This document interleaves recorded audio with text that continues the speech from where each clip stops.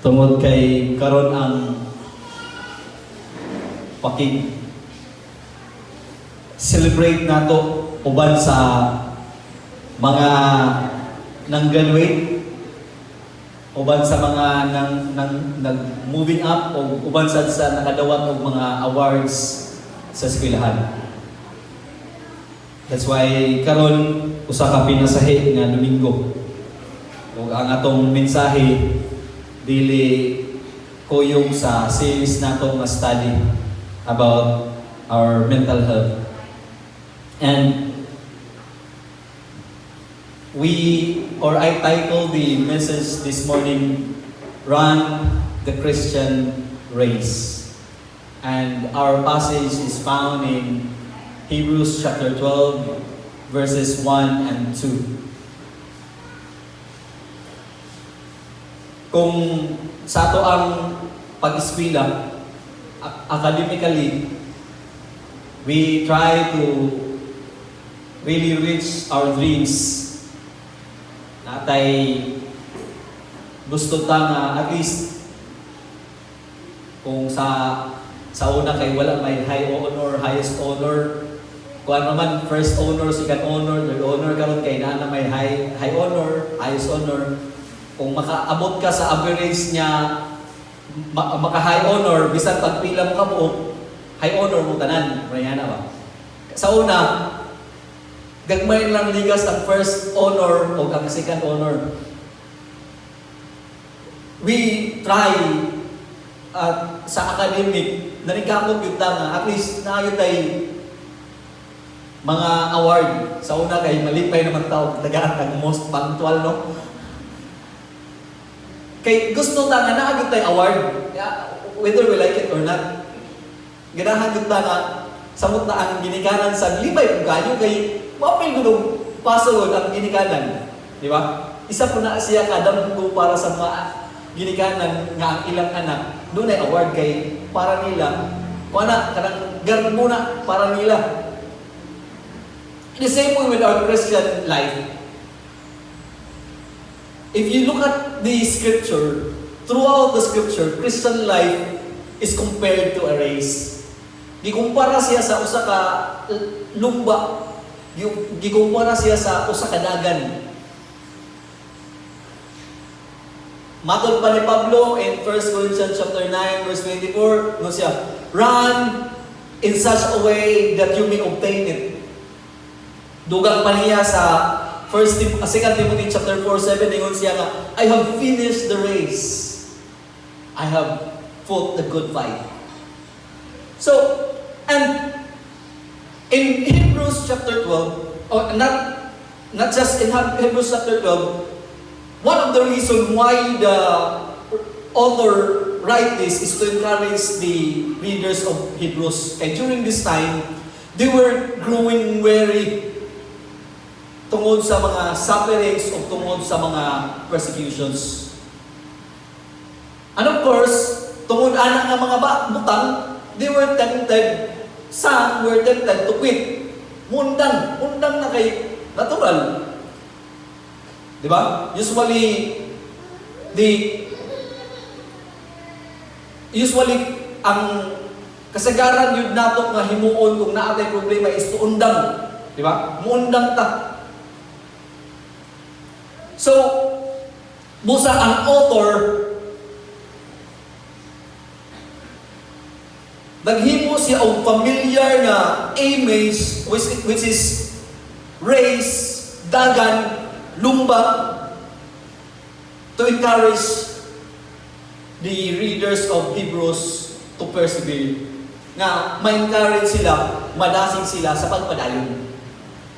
Ayaw undang. Busa gihimo ni sa author nag-ingon nga it was Paul ang nagsulat ani, but dili man klaro yun kay wala man gipaila ang author sa Hebrews. That's why dili ta siguro. Nag-ingon sad sila si Luke, but di gihapon ta siguro. That's why moingon na lang ang author ani nag-encourage sila pinaagi sa paghatag og image sa usa ka athletic nga runner. aron sila madasig nga magpadayon. Dili sila muundang. Despite sufferings, despite persecution, despite trials, ay undang padayon. Okay? O mao kini ang giingon sa pulong sa Ginoo sa Hebrews chapter 12 verse 1 and 2. Therefore, since we are surrounded by so great a cloud of witnesses, let us also lay aside every way and sin which clings so closely, and let us run with endurance the race that is set before us. Looking to Jesus, the founder and the perfecter of our faith, who for the joy that was set before him endured the cross, despising the shame, and is seated at the right hand of the throne of God. Ang Ginoo nagpanalangin ng daan sa Apol. Again, this is an encouragement to continue pagpadayon. O karon sa atong tanawon, how should we run the race? This Christian race, this Christian life. Kung saan man nato pagdagan nga ining Kristohanon nga lumba. Okay? What are the things that we should do in order for us to run this Christian race? First, according to verse 1, we need to look to the witnesses. Have you noticed, gihuman na sa author ang maong sulat, no? Nag-conclude na siya, therefore. So, pag ito niya, therefore, it points us back to chapter 11. Now, look at your Bible with you. Kung unsa ihisgutan sa chapter 11. Naghisgot ang author diha mahitungod sa pagtuo. And he is mentioning people. And we call them, or kadaghanan na gitawag ni sila og hall of faith. Gitawag ni siya hall of faith. Mga ilado nga mga tao diha sa Biblia nga nagkinabuhi pinaagi sa pagtuo. Abraham, Noah, Abel, daghan pa. Si Enoch, si Moses, si Rahab, o daghan pa siya ginganlan. So, wait.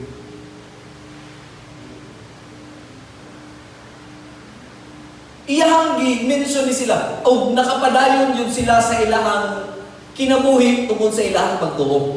But of course, if you know, wala nila nakapot ang ilahang tinguha. Like Moses, wala siya nakaadto sa promised land. Okay? Si Abraham, wala siya nakikita sa hinungdan nga nung mapalalanginan ang tanang kanasuran, which is Jesus Christ. Wala na. Di ba? And what the author is trying to say here is that since this faithful katong naa sa chapter 11 kay nakapadayon man ning mga tawhana sa nga nagtuo, these faithful believers endured, kita usab magpadayon ta. We should also endure this Christian race. If you notice kung unsa ang ilahang kahimtang, grabe. Maghisgot lang takang Abraham. Imagine. Pila na ang iyang edad nanganak siya. Pero ihaw paghapon sa Ginoo ang iyang anak, di ba? Mukatawa na kung si Sarah inig pagkadungog niya nga, uy, panalanginan mi, mukatawa na lang si Sarah, uy, murag di ko katuwa na. Kay lison na kayo para nila mga anak. Here comes, nanganak sila. Giingnan mo yun sa, giingnan mo yun si Abraham sa Ginoo. Ihalad na si Isaac. Di ba? Grabe ang ilahang kaintang. Moses,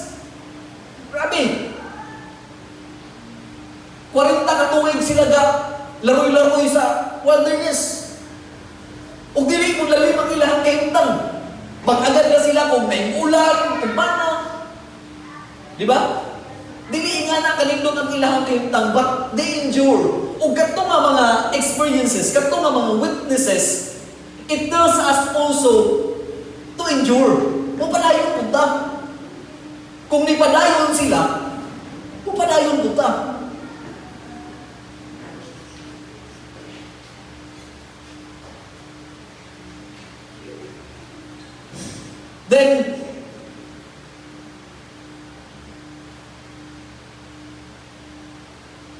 Then niingon siya, we are surrounded by so great a cloud of witnesses.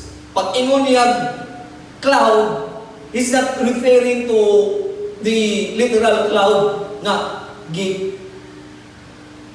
naa sa babaw nato ang dakop kayo nga panganod.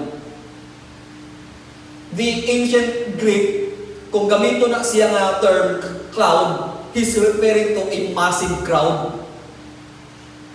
Daghan kayo ang nag-alirong nato. Again, ang ato ang ibutang sa ato ang imahe nga ibutang nato sa atong huna-huna karon, ang imahe nga nata sa racing track field. Okay? Nata sa field, mudagan nata. Okay?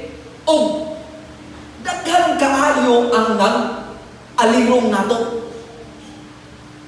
O ang nag-alirong nato katong mga katong gihisgutan sa chapter 11, those people of faith. Okay? Mao ni sila.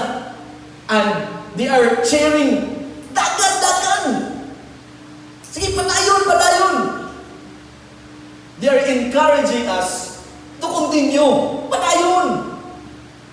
Mao ni ang ilahang gibuhat sa atoa. Okay? So, buot pasabot that when life becomes difficult, kung abot manggaling ang punto nga mo, lisod na yun ang kinabuhi. Remember that countless believers before us faced trials also. But they trusted God and finished faithfully. Maabot galing ang panahon nga lisod na kayo. O ang rason sa ganong gisulat sa Biblia ang mga kahimtang sa Kristohanon aron madasig ta nga kung nagpadayon sila, mupadayon sa ta.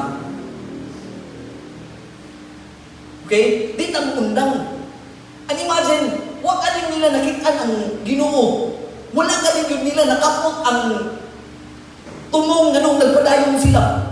Pero kita, hayag kayo nga itong kaugmaon. Nasoy, magpadayon ta. Dili ta ang undang niining Kristohanon nga lumba.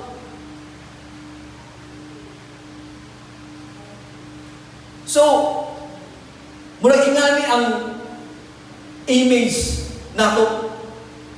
Tungod kay, I really nangita itong picture nga ancient nga vibes kay ancient madiliman. Sa unang panahon, ang dagan, rough na ang ilahang daganan.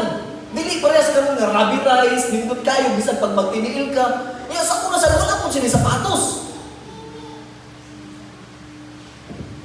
That is really the picture here. Nga dili lalim ang tinuod, nga dili lalim ang dagan sa kinabuhi. Pero padayon ta. Padayon ta. So Christians are runners in ancient arena, while the faithful saints of all ages surrounds us as a great cloud of witnesses, figuratively encouraging and inspiring us to persevere in our Christian journey. Kanang mga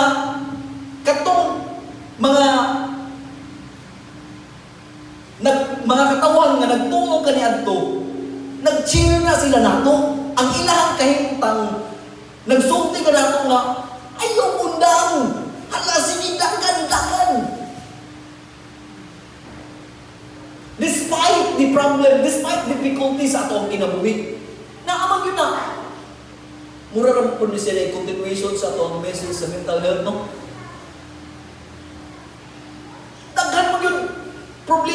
kinabuhi. Basin ganing karon na po, ang hula-hula na nga. Asa naman kung bugas para unya ha?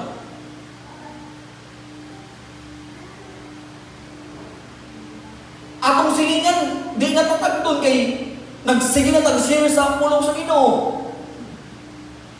Di ba?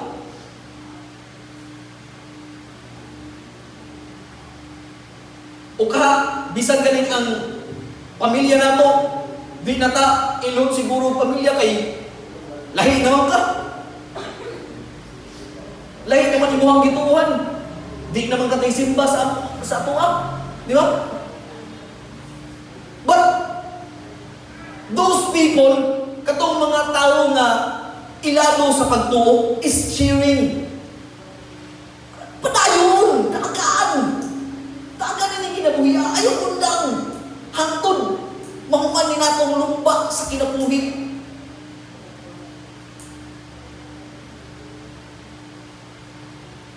That is the first nga angay na itong buhaton. Let us look back how they endure life despite all the difficulties. Let us look back how they did persevere despite trials, despite persecution.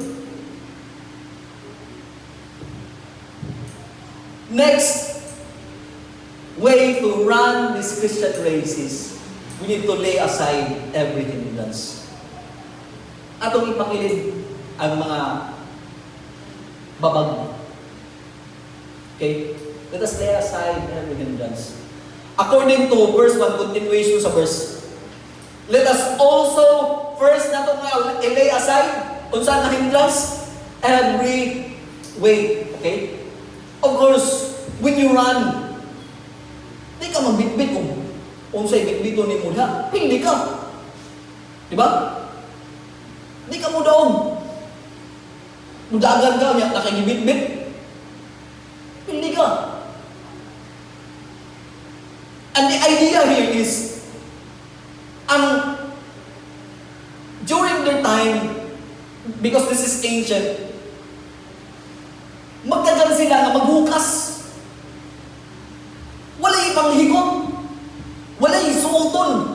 Tusang ganing, pag-search na ko, noon yun sila magdagan. Ang uban, magdagan nga, hubog yung tanan.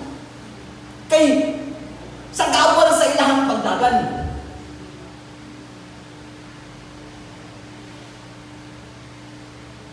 Kay kinahanglan nga mudagan ta nga, gaan kayo ta.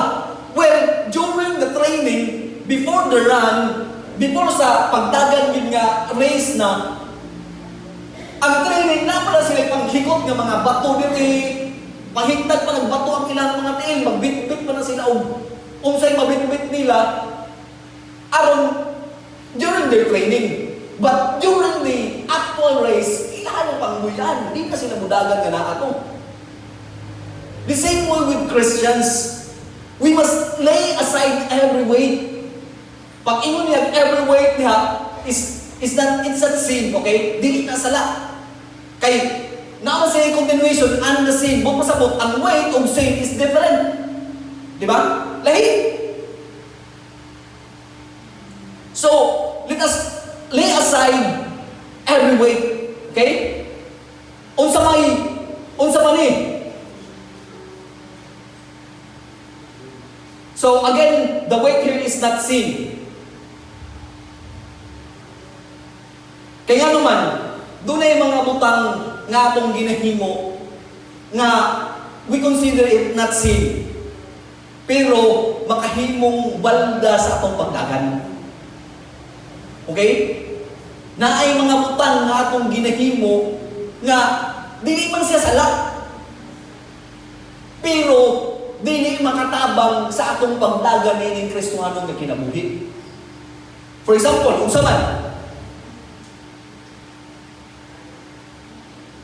kanang excessive entertainment. Di ba? Wala may sayo ka nang magsigitag watching taog shows. Di ba? Scrolling social media or gaming. Dili man na siya inherently sinful. But when it is consistently consumes time, that should be given to prayer, scripture, family, or service, it becomes way in the race. Di ba? Pwede na siya mahimong gibong apon sa ato ang paglumba ng kinabuhiya. Next, unregulated social media use. Paano? Karon kuan mo gina umuwi na sa isa ka grabe ka trending. Social media na kita permit.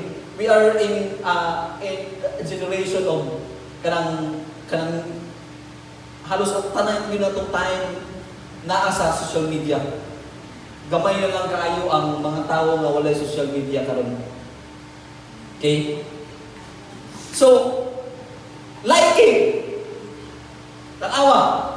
Masig nakikaway na puntas kanang mo manipirmi na kung isulti sa katong sa youth nga mga gatherings. Basi naging away na punta dito mga nanggiaway tungkol sa politiko. Basin isa po tatong mga may ngunog, let me educate you o katong mga pamalikas tungkol kay, di ba? May ngunag katong mga DDS, unsa pa liha. Basin mga pin na tana. Ang endlessly scrolling may seem harmless. Mura na magwa, no? Wala man. Lingaw ganit ko, but it can slowly dull our spiritual hunger. Wala. Di naman tayo makabasa. Ang Biblia kay, muhana na naman mo dayon, tatak na mahinoon mo alibay yun. Alibay nga, na may mga verse nga manggawas. Ha? Di ba? O yan, ang mga verse na mga manggawas kay wala sa Bible. Oh, isa po na siya. Be careful with that. Kay dagan kayong mga verse nga ibang post, but it's not in the Bible. Okay? Be careful with that. Kay grabing naghahanan yun. Pag, nindot na ba paminawon? Mura yung verse. But if you check your Bible, look, lahi lang yun eh. Okay? Double check it. Kay dilit na nang nasa kanang Facebook na gibutangan nila verse ko no, pero di dahil tumaw. Okay? So, actually, daghan pa ang mga pamaanggi niya. Naghuna-una nga, dili naman siya sala. Pero sala di ay. So, overcommitment to work or success. So, career, studies, or financial goals are good things. But when they become ultimate things, they quietly replace devotion to Christ. Basig, naanan niya, kayo na nga po ang tutukan. O bingka, si Kristo ba ang sentro nga nung gusto na itong makapot ang ako ang mga like sa trabaho, sa pag-eskwela nato, nahimong bang si Kristo ba ang atong himong nga sentro nga nung gusto na itong makapot ng mga butana? Of course, emotional baggages, the past failures, offenses, these things can give way to our rate, to our running. And even good ministry or church activity. That's why nakalumog ko sa katong na nag-message siya Matthew chapter 6 verse 33. Seek ye first the kingdom of God and His righteousness, and all these things shall be added unto you. Basig busy ra kayo pa sa kingdom, but we are not busy to the king anymore. And the ministry could be a way. Wala na kayo time sa inyong pamilya kay ministry lang eh. Di ba? So it could be a way. So some things in our lives may not be sinful, but if they slow our spiritual progress, they must then be removed. Na may mga butang yun niya, dili isa lang. Apan, gibong aton, ilabi nga sa atong pagdagan ni Kristohanon nga lumba. Okay? That's why let us lay them aside. Next is, karon ang sin na yun. Sala na yun. So, ningon sila, lay aside the sin which clings us, clings so closely. Sa lain ng mga translation, ensnare us. Okay? Tanggol. Kanang makahikot na to. Okay? That's why, kung doon na tayo mga sala ng ibang buhat, doon na tayo mga sala na giduwa-duwaan, let us lay that aside. Makababag na siya sa ato ang pagpadayon ni Kristohanon nga kinabuhi. Makapapildi na nato. Okay? Dili nato madawat ang reward. Di ta na-awardan. That's why ato na sila ipakilin. Let us lay aside those things. Pakilin na nato. Kay gawas nga makababag may siya, it is also a trap. Mura lang siya baog. Pagtagal mo, bisag kakita ka na naay bato, dito kaya ko na niagi. Of course, at first, okay na. Ikaduha, pagtagal, kita kaya ko ng bato, dito gyapon. Pero dito kaya ko na niagi. Siguro, okay pa na. Ikatulo, pagdagan mo, kitangya mo ng bato. Dito kaya kung kanyali. Ikalbong ka, ikatulo nga time kung sa'y tawag ni mo.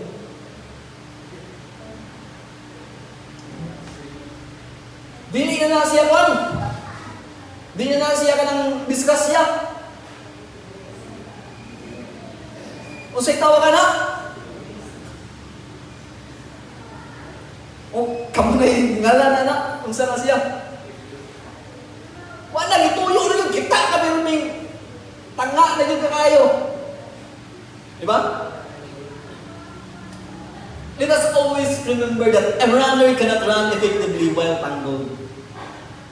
The same way with sa runner sa una.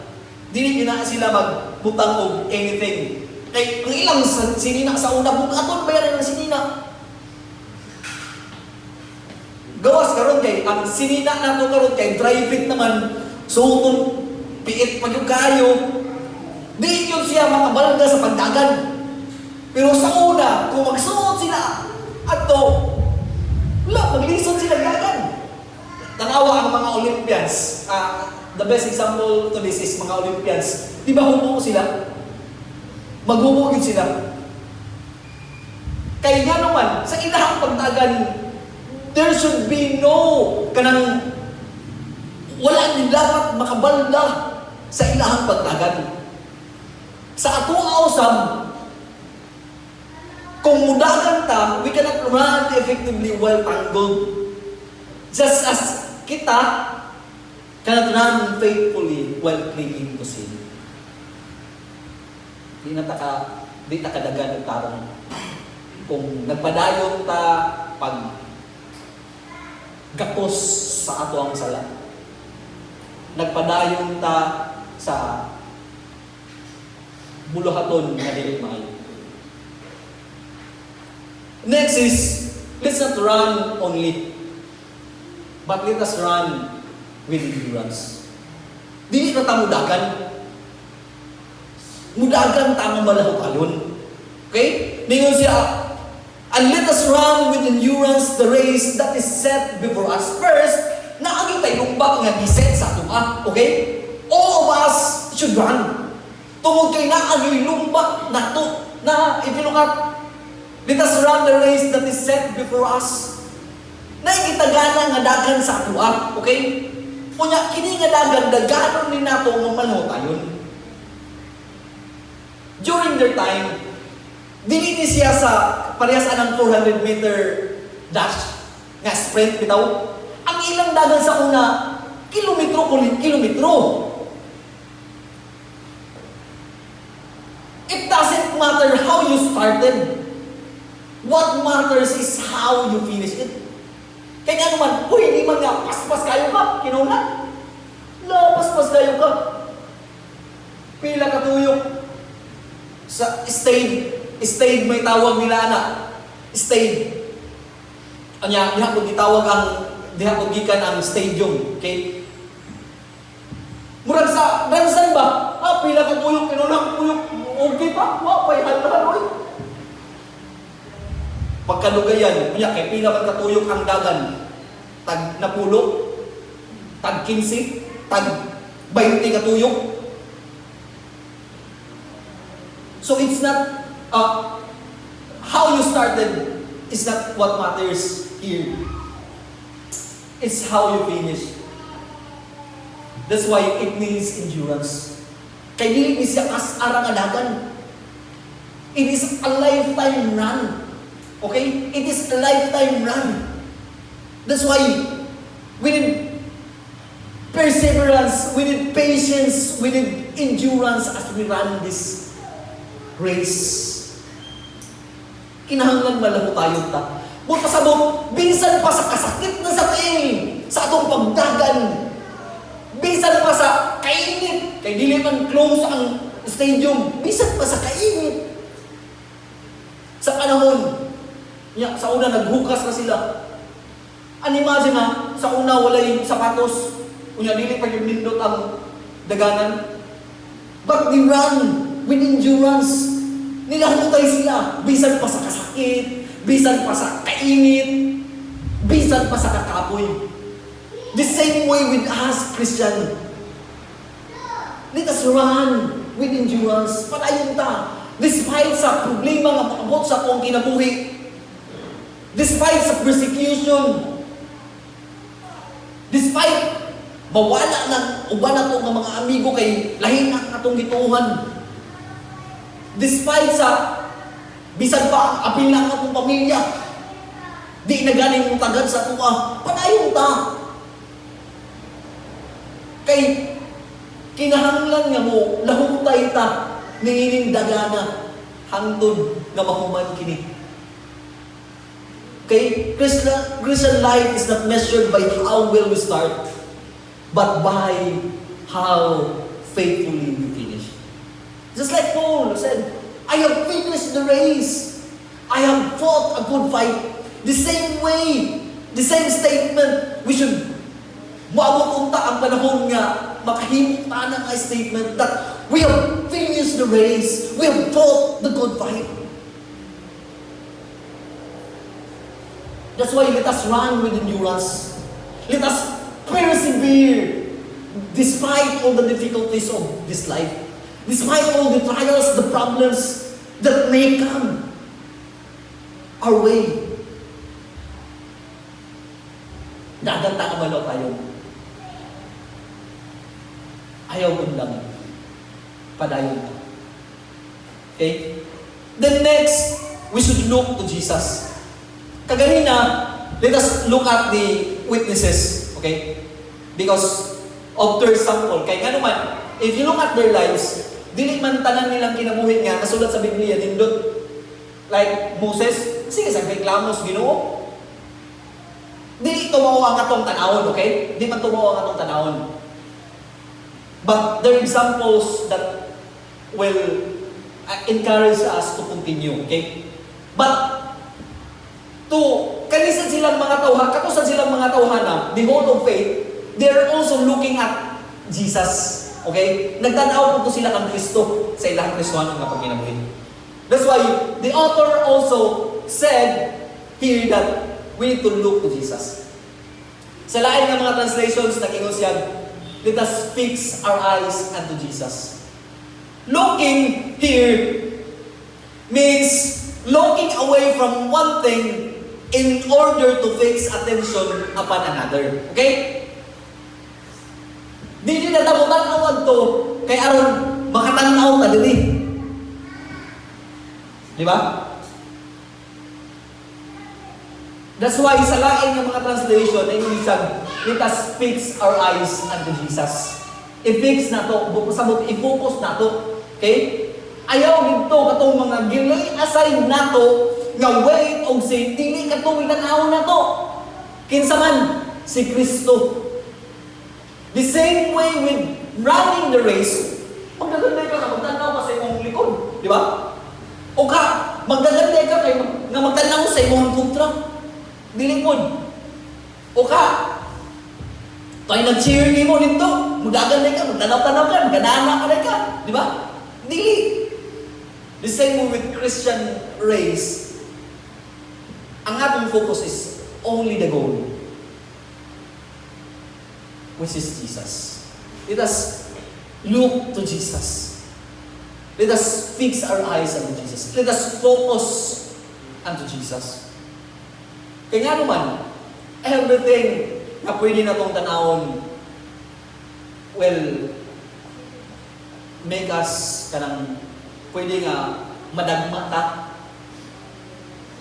mas tambong ta, pwede nga uy, naalay ka diha. Pwede tamoy nga na. Mundang ta kay makikistorya sa ta. That's why, sa ato ang pagdagan ni Kristohano nga kinabuhi, i-focus na to ang ato ang mata kang Kristo. Let us look to Jesus.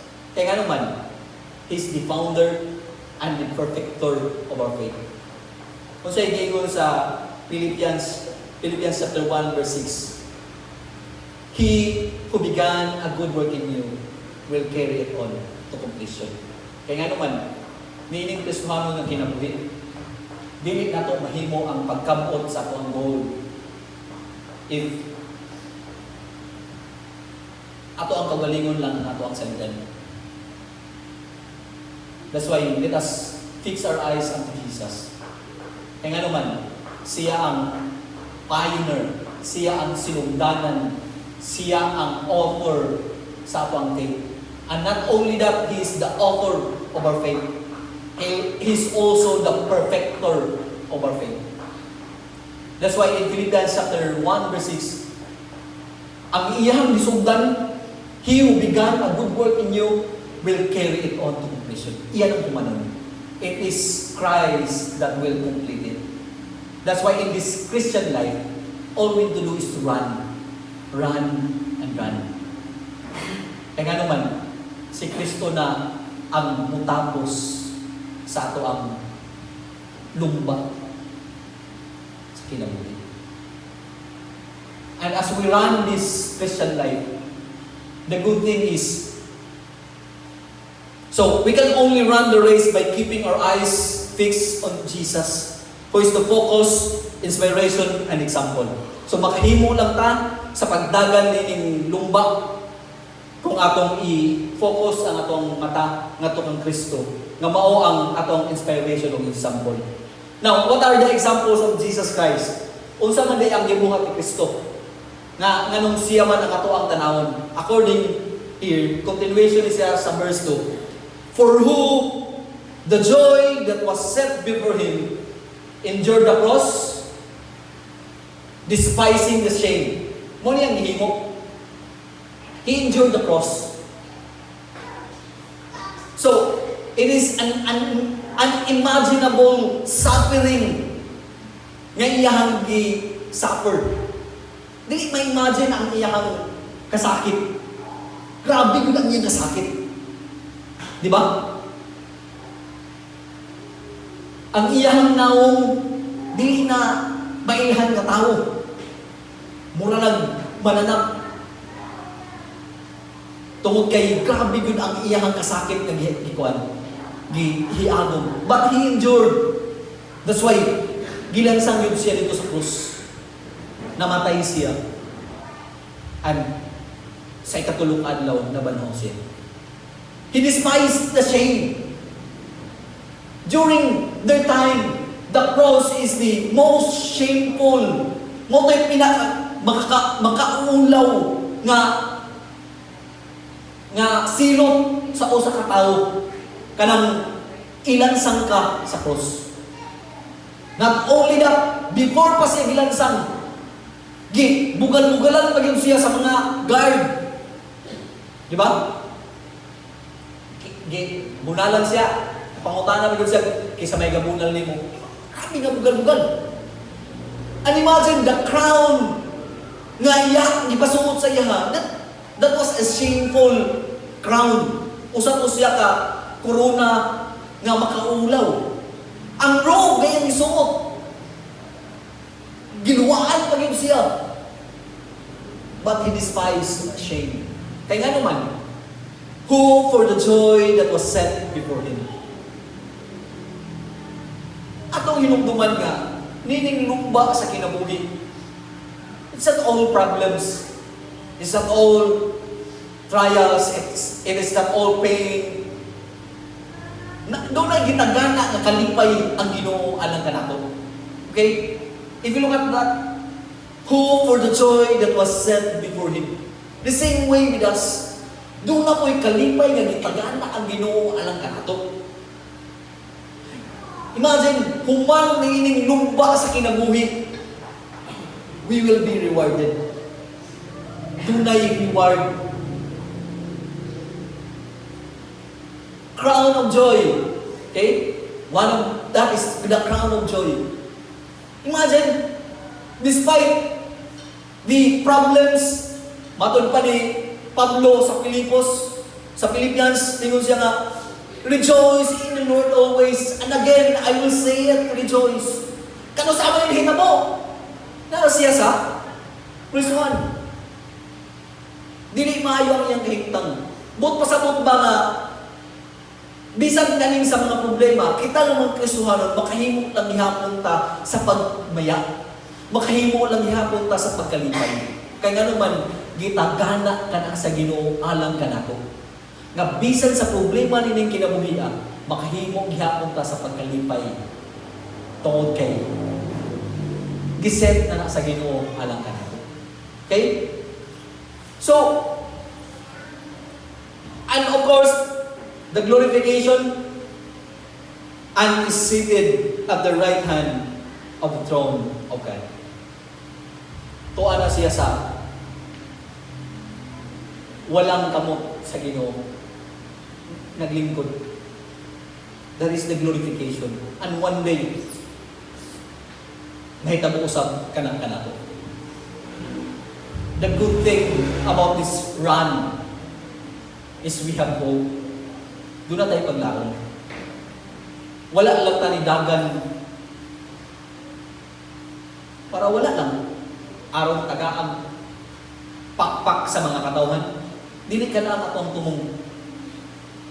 Ang atong tumong tuon kay doon na kita ipaabot nga paglaon. That one day we will sit with Jesus sa tiilan sa sabakan sa atong amahan.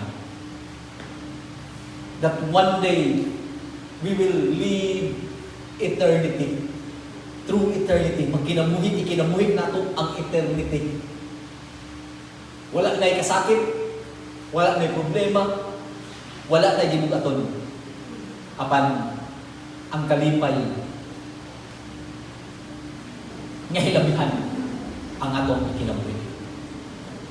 That's why we are running this race. And we run this race with endurance. Malahat mo ayon. Ug ato gayon kini tapuson nga lumba sa kinabuhi. Now, to end this, let us run this Christian race. And let us bear this in our minds. That a true measure of success goes far beyond earning diploma. Okay? Building a career or gaining recognition. Ang tinuod nga sukdanan sa tinuod nga kadaugan, dili ang goes far beyond gaining diploma, earning diploma, building a career, or gaining recognition. It is finishing the race of faith with our eyes fixed on Jesus Christ.